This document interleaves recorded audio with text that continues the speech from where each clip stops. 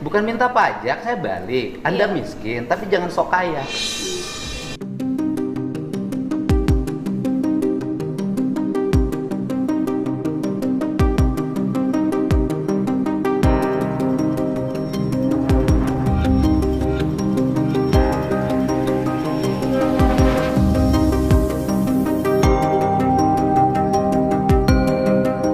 Udah kalau gitu saya nggak usah bantu ibu deh.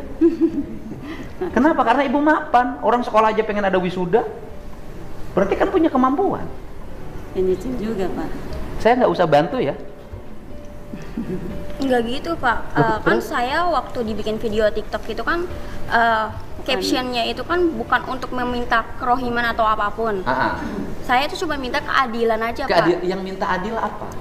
Waktu digusur itu tuh nggak ada musyawarah, cuman ada satpol pp datang, Ya, cuman pertanyaan, ngasih. Anda tinggal di tanah orang. Saya balik pertanyaannya.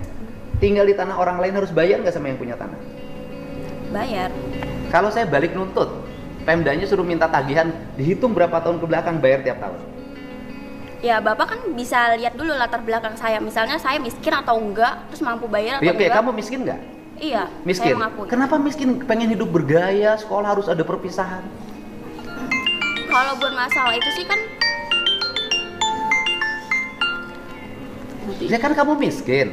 Ya kan kamu merasa miskin. Kenapa orang miskin nggak prihatin? gini Pak, mohon maaf ya Pak ya. Saya bukannya menolak kebijakan Bapak. Saya Bukan kebijakan saya, itu kebijakan bupati. Iya, maksudnya apapun itu saya mendukung. Cuman jangan dihapus Pak, nggak semuanya orang itu kan bisa terima. Terus kalau misalnya kayak wisuda dihapus, terus misalnya Bapak juga ngebalik minta pajak sama saya, padahal kan saya miskin. Apakah Bukan minta pajak, saya balik. Anda miskin, tapi jangan sok kaya. Orang miskin tuh prihatin membangun masa depan.